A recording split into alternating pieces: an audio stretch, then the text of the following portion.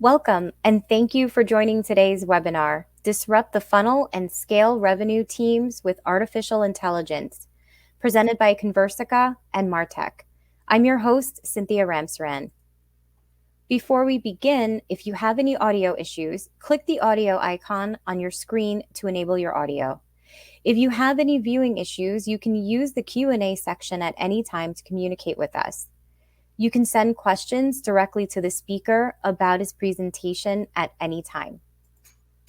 Joining us today is David Greenberg, Chief Marketing Officer at Conversica. Welcome, David. I'll turn things over to you. Thank you very much. And hello, everyone. Good morning on the West Coast, good afternoon on the East Coast, and I understand good evening almost for those in Europe. I understand we have a wide range audience here today. So thank you for joining us. I'm excited to be here and talk to you about a few things happening out there in marketing. The first thing I want to spend a little bit of time talking about is why this traditional funnel that teams have been operating on for the last 20 years is becoming inefficient, and time to move on from that, which leads into a new paradigm that's been opening up in marketing called the conversation qualified era, a new way to qualify your funnel. And I'll talk through that a little bit. And I also want to talk about a phenomenon that's starting to be measured and talked about around this conversation gap, which really is ultimately what connects the dots and grows the pipeline. And then I'm going to share some examples of companies that have found breakthroughs in these areas and share how they're driving their pipeline and using artificial intelligence to not just drive more conversations and more pipeline, but ultimately change how they approach their funnel. And then lastly, I'll share how our approach to this at Conversica and sort of our point of view on where we think the market's going.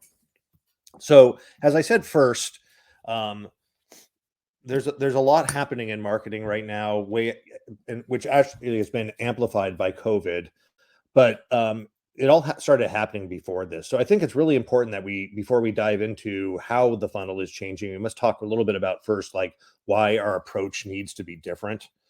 And the first thing that I hope everyone on this phone or those in marketing and sales can relate to is that just buying behavior has really changed over the last 10 years and amplified over the last 5 years.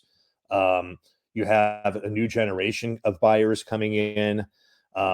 You have a wide range of tools and information out there on the internet and sites like G2 and Capterra that are sort of crowdsourcing the reputation.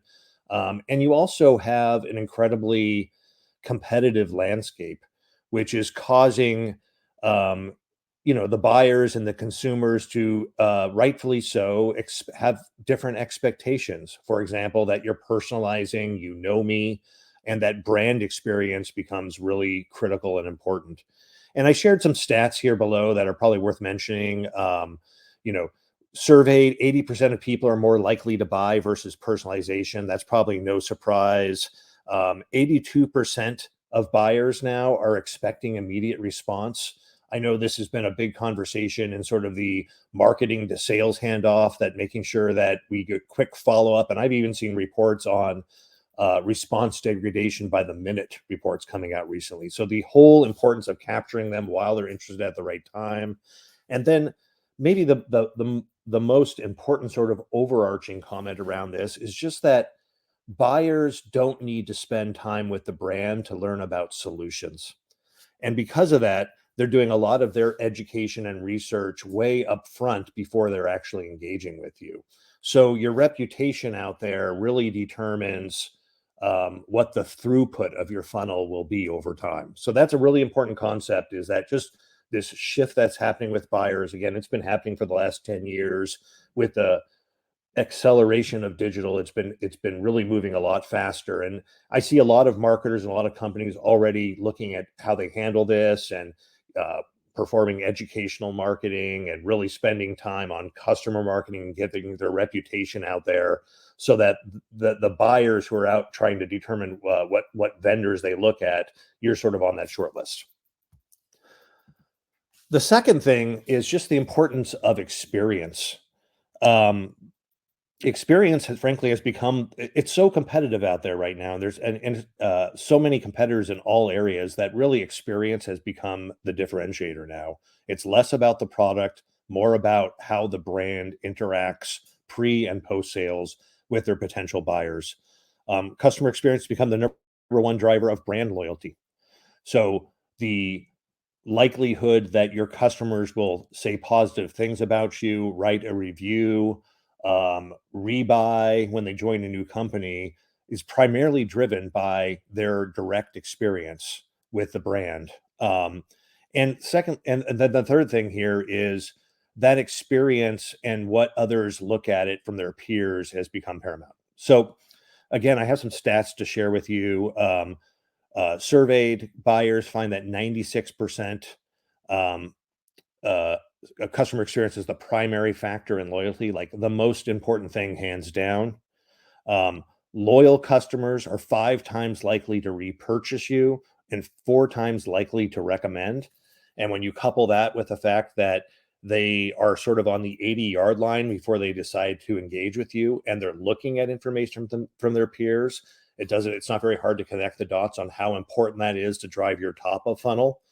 And then in the last couple of years in particular, there's been some really amazing data around where we've reached sort of a tipping point where brand experience is the most important differentiator that and is beating out product right now, right? So their trust with the brand, how well you take care of me, do you follow up with your promises, are more important now than the actual product that you have. So think about that and how you design your company and what your objectives are. But if you take that into account, I think it presents a very different way, as you'll see, on how businesses should be managing and shaping their funnel.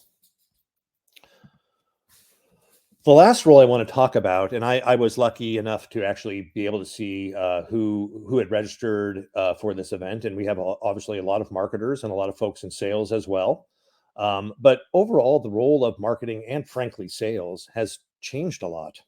I can speak for myself. Earlier in my career, which I won't give you the date of, it was success was getting leads to submit a form and then passing that directly to sales and have them to work.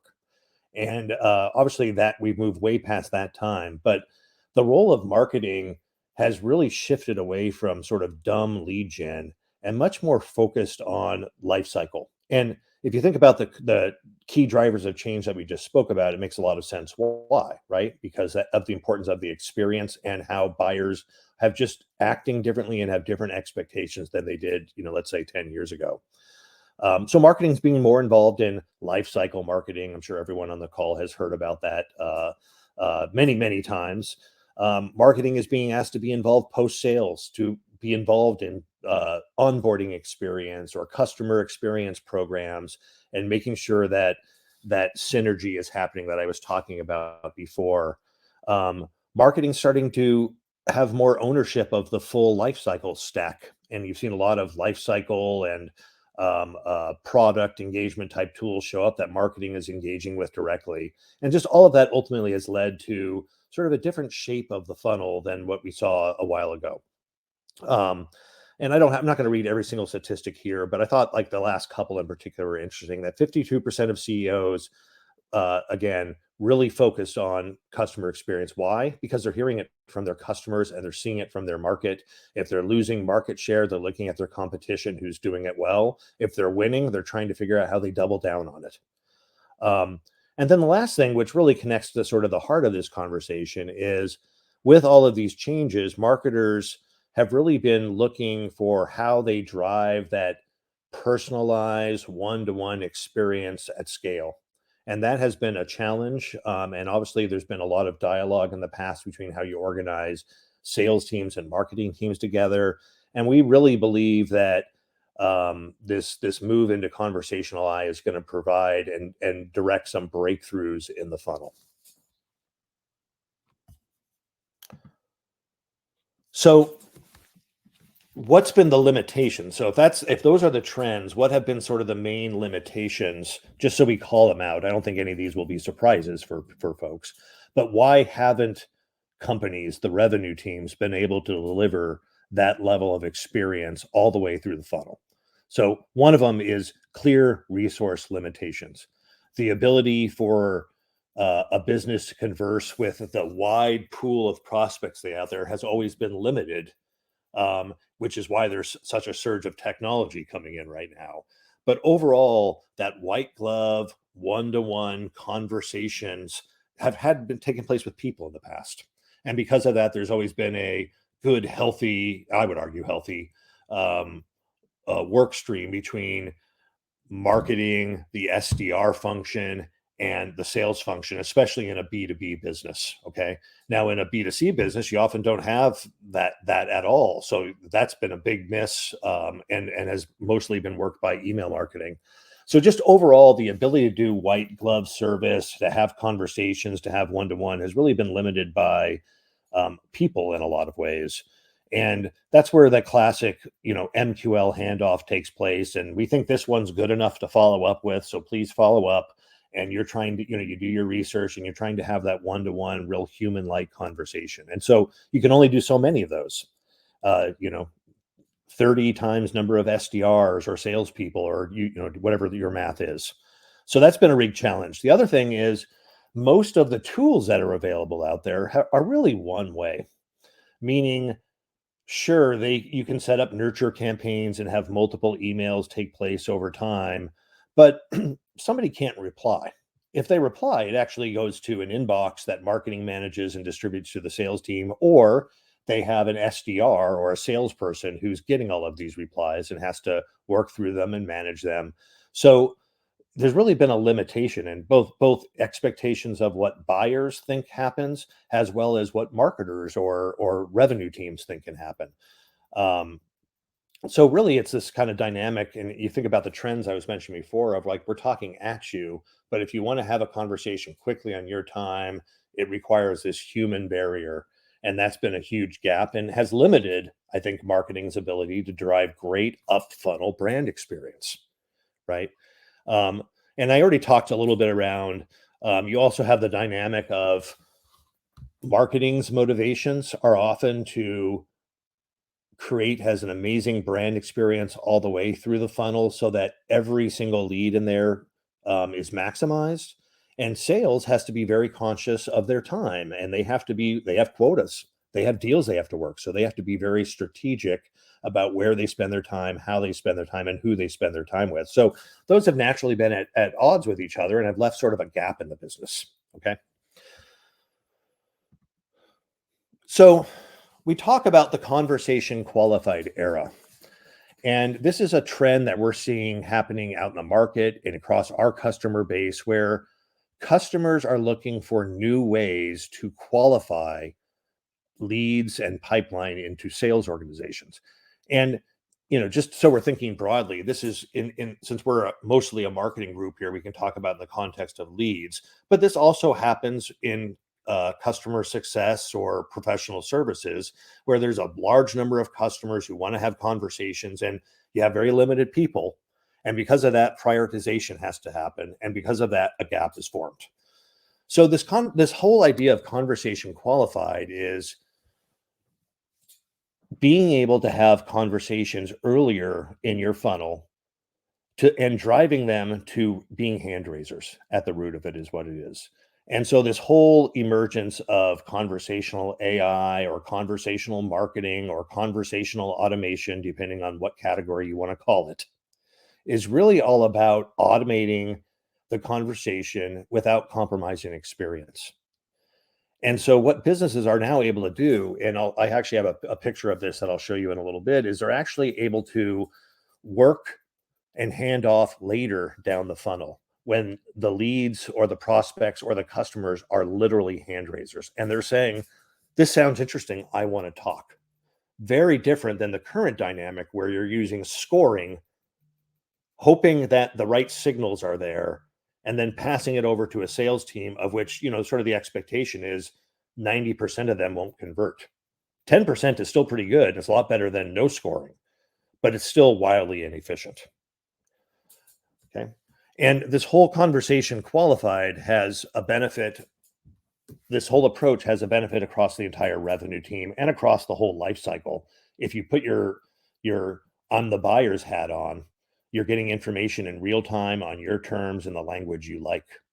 If you think about it from the internal business side, on the marketing side, you're beginning to unlock how do I create great, amazing brand experience. So you starting to make your brand be preferred as they work their way down the funnel. On the sales side, you get help following up with leads at scale without compromise of conversation, and you also get support where you need it, because almost every sales organization has ends of quarters or times where they're very busy closing deals, and things typically fall on the wayside. Now they don't have to. And similarly to customer success is often customer success teams are prioritizing their customer lists. And it's not like they don't want every customer, because I work with lots of customer success teams, and the team here cares deeply about every customer, but you only have so many hours in the day. So you've got to prioritize your time, prioritize where you think you're going to have the most impact, both to the customer and to the business. And that often leads a set of customers who don't perhaps get as much customer experience as we want. So again, another area that this can help with, and making sure that meetings are scheduled, product adoptions being driven, et cetera, et cetera. So that's what we mean when we say the conversation qualified era. It's rather than thinking of qualified being like marketing qualified or sales qualified, think about it as the prospect raising their hand and saying, I'm ready to talk to sales through conversational AI, where conversations, and I'll show you some examples of the myriad of conversations that can take place all the way through the funnel that ultimately lead to the point where they want to talk to you about a purchase. And so that's the vision we're pushing here at Conversica, and definitely something we're seeing in the market as this new technology becomes more mainstream. So I use this term, we talk about this internally, called the conversation gap. And I often get the question like, so can you please kind of just explain what this means? Okay. So, and hopefully everybody in the audience here can kind of think of their business and put this in their own color. But and I believe most businesses have this, right? Um, uh, but it's the total volume of potential funnel conversations. Okay. If you think about your set of 50,000, 100,000 up top of funnel leads, and the wide range of things they're thinking about that might pop up, questions they might have, materials they might want, it's complex and it's wide. Okay. So that's this whole potential funnel conversations that if you had unlimited resources, you would be reaching out to them, serving them, delivering what they need, not being too pushy, make sure your experience is consistent the whole way. Okay, so it's that minus your current capacity.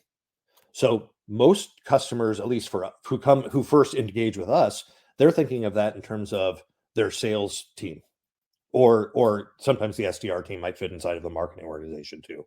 But I'm really talking about that organization. So they're doing something like SDRs can do 100 calls a day. We've got 7 SDRs in this function. So therefore we can have up to 700 conversations. If you do the math around the potential conversations, that usually leads to gaps of thousands, missed opportunities for you as the brand to engage with these up funnel leads and have that two-way dialogue at scale. And so that's what we call the conversation gap. And closing the gap, and I'll show you some great customer case studies of this, leads to direct revenue breakthroughs, direct pipeline breakthroughs, direct conversion breakthroughs. So I was talking about the gap, and I wanted to paint a little bit of the from to a little bit for everyone. On the left here, we have this sort of traditional model that I was talking about, where you create a lead, you market to them with one-way communications. Eventually, they visit your site, click on enough emails, fill out a form of some sort, and they reach a score. And that score suddenly makes them marketing qualified. And then they're handed off to the sales team, and the sales team has to figure out how they prioritize all of these. Statistically, and I would say every company is completely different in this. In my experience, I've seen the MQL to op conversion rate be everything from 5% to 15%. I'm sure there are some businesses that are higher than that. But if you think about that and think about the opposite, that's 95 to 80% of the time it's not working. And that is, at the time, an MQL was a massive breakthrough. I am dating myself when I say I remember when MQLs first came to market with the marketing automation platforms. We were working in a 1 to 2% world then. Now with marketing qualified, you got 3, 4x improvement on that. Well, I think what's happening with conversation qualified is we're going to find the next step change, the next 3 to 4 to 5% or times improvement from what we had before. So, in this traditional model, scoring is used to trigger human follow up. Often, sales engagement is too early, especially with the dynamic that people don't want to engage with sales nowadays until they're ready at that 17% of the way through their sales process. And there was obviously missed opportunities due to lack of coverage, both above the MQL gap and afterwards, because even as the MQLs were coming in, teams have to prioritize who's the biggest customer that's going to be the biggest deal for us. That's where I spend most of my time, and I do very fast things with the lower ones. Um, Prioritization was a constant due to resource, and then maybe even more importantly, there was just a high rejection rate from sales. Like I said, 80% to 85% of them were sent back to marketing for marketing to nurture, and that's typical. Now, again, a lot better than nothing in place. So now, with the introduction of conversational AI and using that across your funnel to have conversations up and down the funnel, um, without those resource constraints, and being able to keep it fast and in real time so that it delights the customers, and keeping it personalized and contextual, maybe even more important, versus kind of not a, what I mean by that is like not a dumb chatbot. um, Businesses have been able to push and make their funnel more efficient. And so, in this modern view of things, the actual hand raising of the customer saying, "I want to engage with sales," is the trigger for human follow up. Very different than, "I think they have the right signals online," for that makes it ready for follow up. And that's because technology can engage in conversation, have a two-way dialogue all the time, trying to drive, "Are you ready for a demo? Would you like to talk to sales? How can we engage with you?" That's what its mission is. Um, and obviously, when you're doing that, you're going to get an efficiency rate of much higher. I mean, of much higher, and certainly above that sort of 5 to 10% that you see with the MQL. The other thing is the conversions overall get better because you can have sort of scalable high funnel engagement as well. Whether you're running an event and you want to make sure that everybody gets touched post event, has a concierge field, you can do that. If you want to just make sure that you're acting as a sort of brand advocate and checking in on how you can help them, you can do that. And ultimately, all of that leads to a much higher conversion for the sales team. And obviously, since a lot of folks on this call are in marketing, you get a much better um, conversion rate, and obviously a great, much stronger and tougher bridge to sales, making sure that they're getting what they want and that they're optimizing their time as well. Okay, so very, really important and quite fascinating. Um, I wanted to drill in a little bit of this just since I was talking about it. Another way to look at the funnel here is, you can, this is sort of the traditional way, another way of looking at it. You have your high funnel activities, paid search traffic, syndication, SEO, and then they come in and they download an ebook and engage on your website and attend a webinar. And at some point, that score equals, 500. And you hand it off to sales. Okay, so we talked about that already, and the percentage rates. So sort of in this new world, you can sort of deploy these human-like conversations early and often, all the way up and down the funnel. So, for example, when people are first entering in and interacting with the brand, you can play very much a brand advocate role and drive conversation and try to serve them so that you become preference when they become buying mode. People at the top of the funnel are not ready to buy. That's why they're at the top of the funnel. Okay. Secondly, as they start engaging with you more, you can start re-engaging and beginning to drive two-way conversation on why they're looking at X material, or if there's something that they could help them with, or and try to drive them down to helping them. And then obviously, when they get into buying mode down further down, you're having that conversation, trying to drive them to be a hand raiser. And and by the way, when I mean hand raiser, I mean the conversation is like, "You know what? I would like to have a demo of this product. Could you please contact me with someone who can do that?"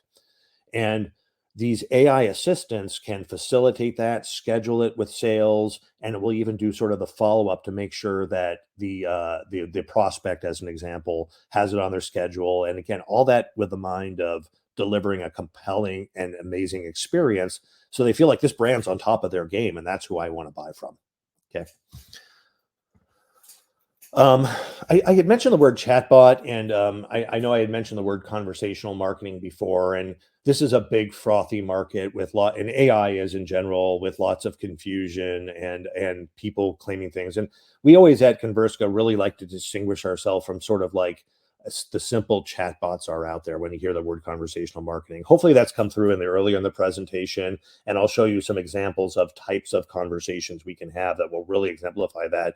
But we really view these web chatbots like they're important for the web visitor phase of the life cycle. We're really thinking lead, early customer, late customer, full life cycle when we're thinking about the two-way conversation. So it's really important that companies, and particularly the clients we work with, are really looking to how do they drive this strategy way beyond just like sort of anonymous visitors on their website, which is an important point, but a small fraction of the life cycle. Um, and we're really using conversational AI to have contextual, two-way, human-like conversations versus sort of like a script, which a lot of the bots are. So I really want to make a distinction that these website bots are much simpler and have a much more compact application on the life cycle versus what we're talking about. So, again, kind of in summary, I just want to make sure before I start diving into some real examples and specifics behind this, it's just kind of stepping back and comparing. It's important, I think, for marketers in general to be aware of sort of what trends are happening out there and how they can apply them to make their business be greater. And it does seem like we're in this little bit of a period right now where this from to is starting to happen, where businesses used to feel and organize operationally their business based on where the people resources are. They would literally organize their scoring to accommodate how many people they had that could follow up, which naturally is going to leave a gap, right? To now this new way where you have these digital AI assistants that can go out and provide that experience, provide that value earlier in the funnel at scale without dragging down the human people resources at that time. So using this augmented workforce, um, really moving away from thinking in marketing that nurturing is a marketing program with linear emails that happen after each other, and starting to think about I'm creating experiences for my prospects that include, of course, it includes the persistent follow-up emails, but when they reply, we can reply and have a real two-way human-like conversation to get them what they need and make sure the brand is there and is helping them. Um, Moving away from this idea that humans have to intervene at every conversation touch point to a point where no humans are involved until they're becoming hand raisers and, like I mentioned before, conversation qualified. Um, and probably encompassing all of that is a world where marketers were always thinking, how do I minimize the leakage? To a new mindset, which is like no lead left behind, no funnel leakage. Everybody gets touched appropriately. That doesn't mean you're being an obnoxious sales touch when they're high funnel. This is about doing it appropriately. But now you can do it at a scale in a way that really wasn't possible before. So that's kind of what the conversation qualified era is all about, sort of the change we're seeing in how marketers are managing their funnel. And I'm excited to hear in a little bit to share some results on sort of what we've seen, just some examples that hopefully folks can relate to on the phone. Um, Often in our conversation, this comes up. This is people are critical here. Okay. Obviously, the human interaction is always going to need to be there, especially when they're looking to buy critical software, critical services from you. So we really like to think of what's happening in this market is more of augmenting the workforce so that your SDR team, as since we've been talking a lot about that, can really use their mind and work and their humanness about them to do the right type of work versus the more mundane routine work that has to happen at the SDR team level because there is an operational number of calls and number of emails and number of conversations that need to take place. So just our overall approach with this is that um, using this technology to augment the existing workforce and push their work to be as strategic and high value as possible and push as much of the routine standard tasks and communications into these intelligent virtual assistants that can do a lot of the work until they're ready to have real human intervention. So that's a really important point too. It's really more about empowering the SDR or the sales organization to do what they're great at rather than pushing a bunch of rocks. And that's what what we're taking out of their backpack, if you will. So one thing I always hear is, well, like what problems does it solve? And this slide, which I think is, I'll spend a few minutes on it. You don't have to read everything on here, but you can see there's a life cycle. You've got like the marketing, this gray bar in the middle, which is sort of meant to be the buyer's journey. And earlier in the buyer's journey, marketing, there's a bunch of marketing activity. In the middle, you have sales, and afterwards, you have customer success. And this is how we approach the solutions we bring to market. And I'll just use the first few on the left here as an example. But you can see sort of in the marketing on the sort of awareness side, you have ABM outreach, you have unqualified early interest, you have dormant leads that are sitting in your lead stock that often marketers are running campaigns against, batch email blasts. And this really gives an opportunity to give kind of this persistent two-way conversation at all stages. So another example here, you can see under registered webinars and events. A lot of our clients use, obviously, especially with COVID, move to webinars, but I'm seeing live events turning up more and more. And I see a lot of large companies starting to do their annual events, which is really great to see. But following up when driving registration and doing persistent follow-up has been laborious. Companies have offloaded to like audience acquisition companies to do that. And now these technologies can actually do the outreach, answer any questions they might have, and engage in the conversation to drive both pre and post event experience and to make sure that they feel like they're taken care of so they remember you when it gets down to purchase. So I'm not going to go into every single detail on here, but this is a good example, and maybe you can scan this around these are the pain points. These are the challenges that businesses have across their funnel, that there are specific intelligent virtual assistant skills that can go and attack these. And so when I talk about that, I just want to share this example. These are like for Conversica, these are literally our skills. We have marketing AI assistants that has a cultivate skill that can take early interest leads and work them over time and follow up if they don't hear back. And if they engage, deliver what they need, all in the spirit of trying to drive them further down the funnel. We have on the sales side, we have assistants that can help with driving open opportunities and making sure that there's outreach happening all the time and building more interest inside of the organization. And then on the customer success side, we have skills around driving more product adoption, upsell, and onboarding as an example. So all of these things are skills that that has been built technologically that lets these things ramp immediately and with a little bit of customization behind your own brand, immediately begin to deploy and solve some of these core problems across the funnel in a way that humans had not been able to before. Okay.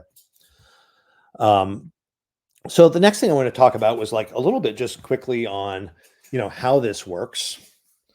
From the prior slides, you guys can imagine the various use cases that might be top of mind for you. I'll use a real obvious one that I think is global for every marketing team, which is my high funnel lead stock, the stock that has visited a booth, filled out some of your educational content, maybe through paid search, but they never talk to you at one point. They're just sitting there dormant.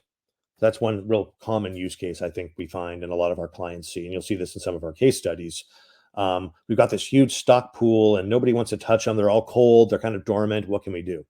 So identify the use case. Let's just say in this case, we're going to pick that. We're going to find the X number of leads that have had no activity in the last 30 days and came in over the last 2 years. Then from there, you create the list, obviously. This list can be everything from a file that gets uploaded all the way to triggers or syncing with other systems, so it happens in real time for us. Um, but the point is that thing then is fed into the conversational AI platform, and from there, skip forward here. Um, Based on that, the assistant determines what is the best conversation I should deploy against that list. Now, these are all hyper personalized two-way conversations. Um, uh, our solution in particular has all of the workflows already built out into it. But basically, what happens is that contact then is routed into the best conversation and put into that segment. And our tool gathers insights. And this is all happening, by the way, like in milliseconds. It's gathering, understanding who this person is, what behavior they've done, what details they have to try to drive a personalized two-way engagement. And then the outreach begins. And similarly, like I mentioned, they're persistent. So these Conversica AI assistants will continuously follow up and appropriately follow up, like in context, not just a repeat or a fake follow up, but literally will follow up until the number of attempts have been exhausted over time. And then similarly, if there's a response, and I'll show you some of the engagement rates and response rates we're seeing with this technology, which is very, very different than email, to say the least. Um, uh, the response is received. The system interprets the intent of what that person is asking or saying, and can formulate what the right response is using personalization, all the details you would expect the entire way. The the intelligent virtual assistant continues having that conversation. If it stalls, it will start following up again in context to what they were saying before. But it has an eye on always trying to drive a handoff. At least in this example I'm using, it's keeping an eye on always trying to keep that handoff and drive it to be conversation qualified, so that it can then hand off a very ready hot lead. That's what we call them, hot lead, over to the sales team. Um, so that's a very important point. Pretty simple how it works. I think that's sort of the magic of what happens in this, where this lightning box is at the top that says ready to talk, in between there, where you really start seeing the two-way conversation. And I have an example here. I'm not expecting anybody to read it, but I did want to show just how much more robust the conversation is and how much different it is than I think what a lot of people think of when they think of like chatbots. And this is kind of a great example to show. So using the exact same flow I just showed you, this is sort of, these are emails, and I don't expect anybody to read it. You can kind of read the content and get a feel for sort of the length of it. But you can see in this example, this initial outreach happened. It continued to follow up until there was engagement. Once there was engagement, the prospect replied, and you can see it replied in human terms, and we continue to reply and engage in that way until the conversation happens and they're ready to be handed off. And when they're ready to be handed off, internally the system triggers. And by the way, if there is new phone numbers or new contact info, obviously the system updates your system of record with that. But it also sends alerts into the CRM or whatever process you run, as well as directly to the sales rep. So they have full access to this entire conversation and can read it as is. Uh, from there, um, it will get the meeting scheduled, and we'll even do the follow up. Okay, so after it's been scheduled, the intelligent virtual assistant will come back to the prospect and ensure that they've been taken care of, assure it's on their calendar, and make sure that there's no questions, additional questions they can answer. And of course, if they are, that will be pumped back into the sales team. So the salesperson is sort of, when they show up in the meeting, that prospect has been well taken care of, well nurtured, and they have full visibility into the entire conversation so they can have context, right? So I did want to share just three examples of clients. I tried to pick a kind of a range of clients here and in different use cases too, just to share with you. But one of our clients is Epson. Hopefully, everybody's heard of this global brand. They really came to us looking to maximize their marketing and sales funnel a little bit, probably at the heart of what I've been speaking to a lot during this presentation. Um, First 90 days, they found $2 million in revenue by touching leads that in a professional, human-like way that it had not been able to do. And this is within a division of the group, so keep that in mind. In that same year, they found additional $24 million in pipeline. And when they looked at it, for us to have found that $24 million in pipeline, how much human time would it have taken?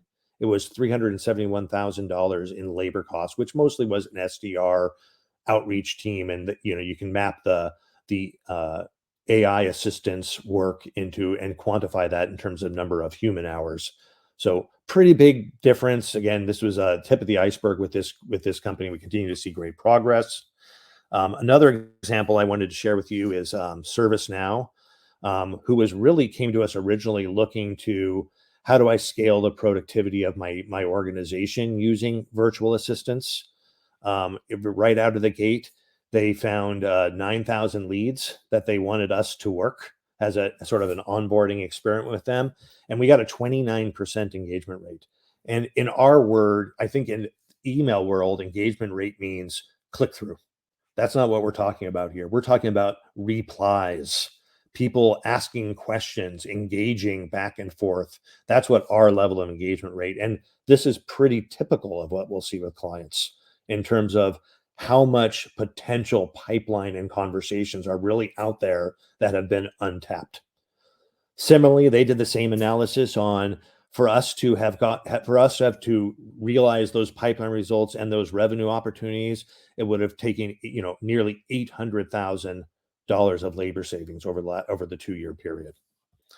Another example, last one I want to share with you is Sprint T-Mobile here, where they really came to us more concerned about post new customer, more around retaining and growing existing customers. Um, they had a pool of unnurtured, untouched leads that they wanted us touching, business leads they wanted us touching. They got a 22% engagement rate. Again, that's 22% of that 110,000 replying eventually to these virtual automated assistants and having conversations taking place that weren't there, which ultimately led to lots of new ARR and additional. Again, I always like to point out, like you can't do this with traditional approaches with human and hiring because it would have cost almost $750,000 for them to do that over the time. So some examples of larger scale projects, some example of smaller scale projects here, different types of industries, but all of them are using conversational AI to attack their funnel very differently than they were before, that they thought was impossible. And they're seeing some pretty big breakthroughs, as you can see by this. Um, so with that, I wanted to give you the folks here, and I know we have some questions coming in that I'm going to make sure I answer at least as many as I can.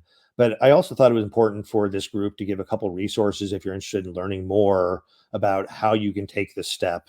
One is I'm not sure how many folks on the phone have ABM strategies or strategic account type strategies. It's something we've definitely found with a lot of our customer base and prospects. And ABM is a big trend line too. Same thing with AI.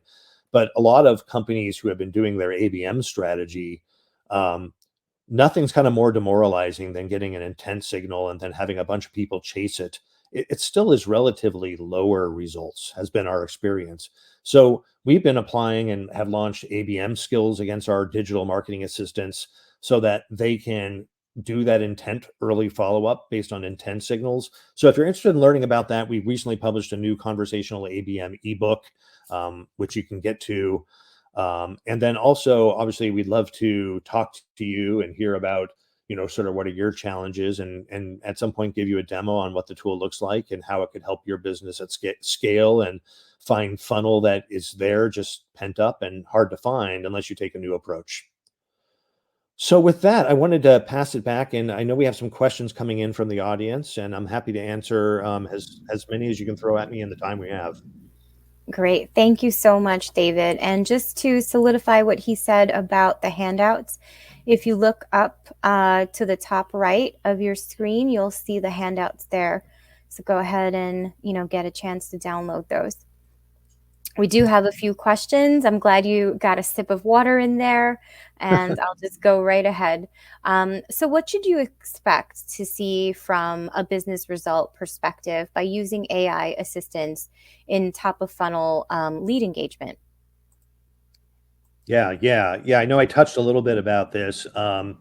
If I really step back, what this really starts driving is higher conversions in your funnel, right? Because you're getting better early brand experience, which makes you more memorable and preferred. You're getting persistent touch up and down the funnel. So you're closing that conversation gap. But if you really boil it all down, it's what it's gonna improve is your lead to opportunity conversion at the highest level. So I think it's really important, just kind of stepping back, like the biggest impact this has is it converts more of your leads because you're able to engage with them smartly at the right time against the backdrop of that shifting context that we started this whole presentation on. So now from there, depending on how you build your funnel, I know I shared that one funnel example that had the three different AI assistants. Like, depending on how you build your funnel, I think your conversions, if you double click into that lead to opportunity, your conversions along the funnel should be better. And same with responses. Like I said, we're seeing 20% plus engagement rate with with these digital assistants. Like, think about that compared to where email is now, where you're happy on a warm list if you get 2-3%, cold list under 1%. So it's a very, very different world. And the as you saw from some of the customer numbers, the impacts very large. But at the end of the day, it comes down to massively more efficient funnel, less leaks, everything, no gap, higher conversions. Excellent. Thanks, David. Our next question is from Jeff. And he asks, if using this solution for an account-based approach, how do I vary the template so that all colleagues don't feel like they're traversing the same decision tree, so to speak? Right, right. I think okay. So I think I understand. Like, how do you make sure that the various titles and the various, like, if you have a strategic account, I hope I'm interpreting this not, and if it's not, Jeff, I'm happy to talk with you live about this. But uh, all of the outreach is personalized, right? It's personalized based on your persona, what company you're in, what function you're in, and businesses have full control of that. You don't have to design the conversation. That's what we've already done, is built out the conversation flows. But in terms of the content not being a one trick pony, that's all built into it. The whole experience from the first email they get to the 10th reply has personalization bled through it pretty heavily. So that's how our approach has been in terms of making sure that it doesn't all sound the same, and everybody is getting hit with the message that's more relevant to them. Great. Thanks, David. Our next question from Jake. How long does it take to get Conversica up and running? Right. Yeah, no, we take we take a lot of pride in 30 days. We can get you up and running in 30 days. When people get a demo and they start looking at it and they start looking at the depth of conversation that can take place. I mean, we have some customers who have had leads that have been engaging with these virtual assistants 20, 30 times. Okay. They're still not ready to buy. And our systems know that because they understand context. So the thing, I think the main thing, the reason we can go so fast is we have those conversation flows and workflows already built out, and built out with best practices across the whole base. Now, where the work, and we have to partner where that 30 days done is, what are the segmentation and personalization approach we want to have, and obviously we have the basic stuff like demographic, firmographic, but different businesses have different things, and we can definitely accommodate that. Excellent. Thank you. Natalie wants to know, how is this used to grow existing customers? Can it be used this way? No, absolutely it can. In fact, in last quarter, because we're still in Q1, in Q4 we actually launched a new product called Conversational Customer Success, and these virtual assistants really are focused on sort of 3 or 4 areas in terms of helping grow customers. One of them is product adoption, right? One of the things I think customer success always is trying to do is making sure that the customers are getting as much value out of the product as possible. If they're seeing a lot of value, then they're more likely to be open to growing use of that existing product or finding other products depending on what you're doing.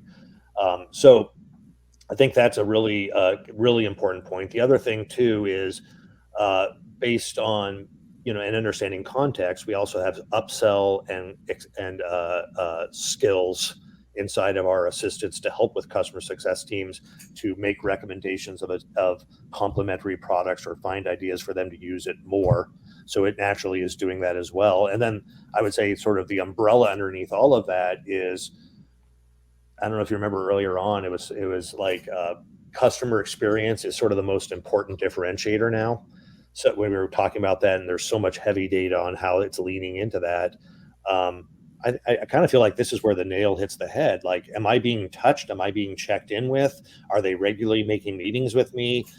If something's going wrong, am I being alerted? And so these assistants can also act in that way, as sort of that augmented customer success workforce that you can't do with every customer.